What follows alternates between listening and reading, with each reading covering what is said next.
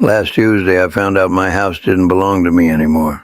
Not from my children, not from a lawyer, from a stranger who knocked on my front door and said he was here to measure the windows. I'm 85 years old, and that was the moment I realized something wasn't just wrong. It was already done. My name is Walter Hayes.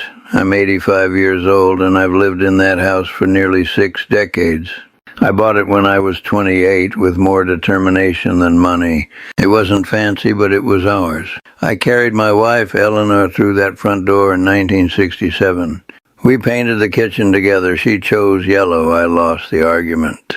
We measured our children's height behind the pantry door every birthday. There are still pencil marks there. That living room held Christmas mornings, graduation photos, and quiet nights after long work days. When Eleanor passed 12 years ago, the house felt emptier, but it still felt like her. It wasn't just property, it was our life, built room by room. They didn't start with paperwork, they started with kindness. My daughter began visiting more often than usual. She brought groceries I never asked for. My son fixed a light bulb that had been working just fine. They lingered longer at the kitchen table, asking small questions that didn't feel small at all. Dad, where do you keep the important documents? At your age, things can get confusing. Have you thought about simplifying everything? I laughed the first time. I told myself they were just being responsible. Children worry when their parents grow old. That's normal. That's love. But then the conversations became quieter. When I entered the room, they stopped talking. One afternoon, I walked into the kitchen and saw papers spread across the table. My daughter flipped them over so fast it was almost rehearsed. My son smiled too quickly. Just insurance stuff, he said. Insurance for what? A week later, my mailbox was lighter than usual. Bills I expected never arrived. When I asked about it, my daughter said she had set up paperless statements to make things easier for me. Easier for who? They started using words like transition, planning, and next chapter. I had lived in that house for 57 years. I built the porch myself. I planted the oak tree in the yard the year my youngest was born. There was no next chapter without that place. One evening, I overheard my son on the phone in the hallway. Yes, he whispered, we're almost there. Almost where? That was the first night I didn't sleep. Not because I was afraid of losing my memory, but because I was beginning to realize I hadn't lost anything. Something was being taken. The truth didn't arrive gently. It showed up on a Thursday morning. I was sitting in my usual chair by the front window when a white pickup truck pulled into the driveway. 2 men stepped out holding clipboards and a measuring tape. I assumed they were at the wrong address. That happens sometimes. A knock came at the door. When I opened it, one of them smiled politely. Good morning, sir. We're here to take exterior measurements before renovations begin. Renovations? I told him he must have the wrong house. I hadn't planned any renovations. I hadn't sold anything. I hadn't signed anything. The man glanced at his clipboard again. Then he read my address out loud, slowly. That can't be right, I said. I've lived here for 57 years. He hesitated. Sir, according to the listing, the property transferred ownership last week. Transferred ownership. The words didn't make sense together. I closed the door carefully, as if sudden movement might crack the air. My hands were steady, but my chest felt tight. I walked to the kitchen drawer where I kept my documents. The folder was thinner than I remembered.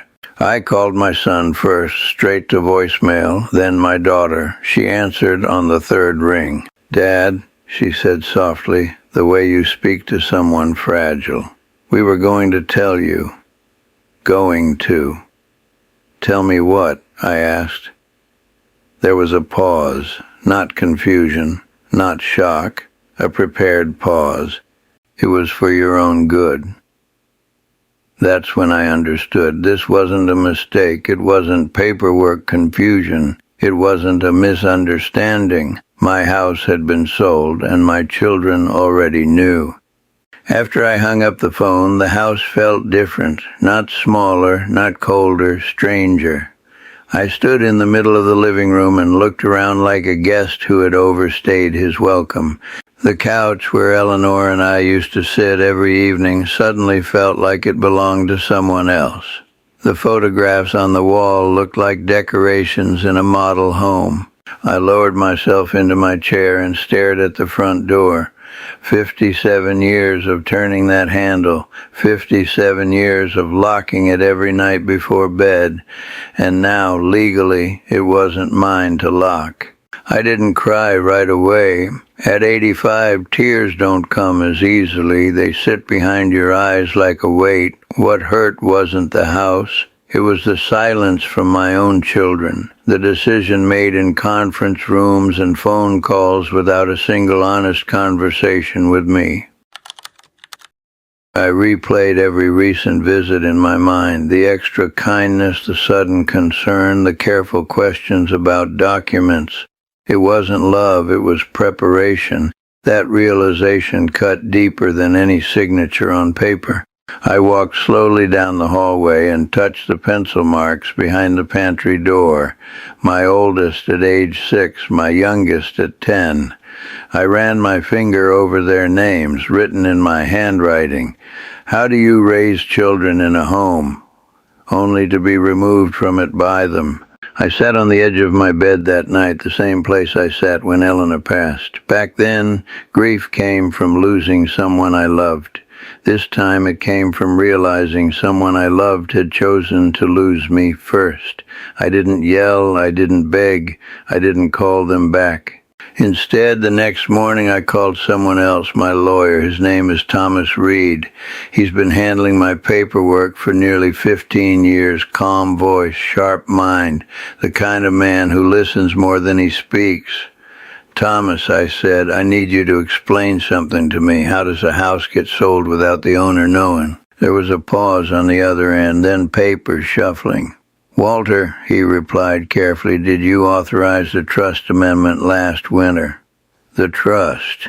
That's when it came back to me. Last year, after a minor hospital stay, my children insisted we update my estate plan. They said it was safer, more efficient, temporary adjustments in case something happened to me. I signed documents in my own dining room. They told me it was standard procedure. But Thomas kept talking. The house wasn't sold directly by you. It was sold through the family trust, and technically, you're still the primary trustee. Primary trustee, meaning final authority. My children had assumed something. They assumed I wouldn't question anything. They assumed I wouldn't check. They assumed age meant ignorance. They were wrong. Thomas cleared his throat. Walter, the transfer can be challenged, and because you remain trustee, you have legal standing. For the first time in days, my chest didn't feel tight. I wasn't powerless, I wasn't confused, I wasn't finished. They thought they had quietly moved me aside, but they forgot something important. I built that house, and I built my life learning how to fight when necessary. They came 3 days later. Both of them, my son in his pressed shirt, my daughter with that careful, concerned expression she'd perfected. They sat across from me at the same dining table where Eleanor and I once planned our future. Dad, my son began, leaning forward, we were trying to protect you. From what? I asked calmly. From being alone, from managing a big house at your age. This is for your safety. I folded my hands on the table. My voice didn't shake. For my safety, I repeated, by selling my home without telling me. My daughter jumped in. You've been forgetting things lately. We thought it was time to step in. I held her gaze. Forgetting where I put my glasses is not the same as forgetting how to read a contract. Silence. My son shifted in his chair. The sale is done. The money is secured. We found a nice senior facility. You'll be comfortable. Comfortable, that word again. I spoke to Thomas, I said. Both of them stiffened. I am still the primary trustee. The sale can be legally contested.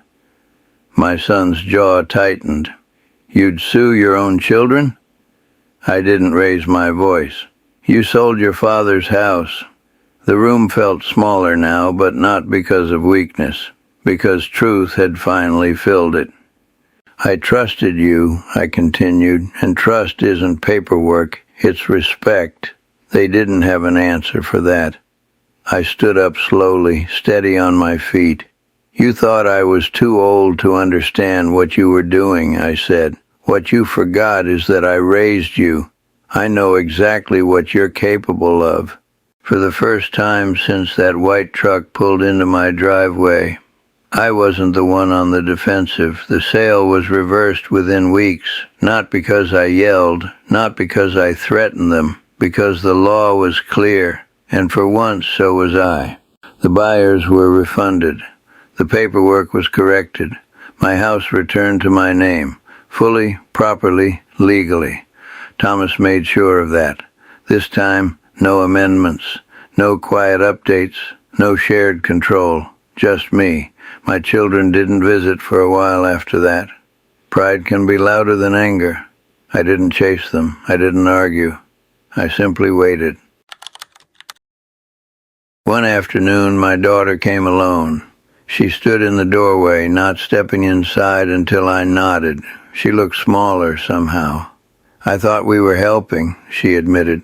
I studied her face, the same face I once watched blow out birthday candles behind this very wall. Helping doesn't happen in secret, I told her gently. Helping asks permission. She cried then, not dramatic, just quiet tears. I didn't cut them out of my life, but I did change something important. I rewrote my will, not out of revenge, out of clarity. Respect is not automatic, it's earned even between parent and child. I still sit in my chair by the window every morning. The oak tree I planted is taller now than the roof. The porch still creaks in the rain. I'm 85 years old. I may move slower than I used to, but I am not invisible. In this house, it's still mine.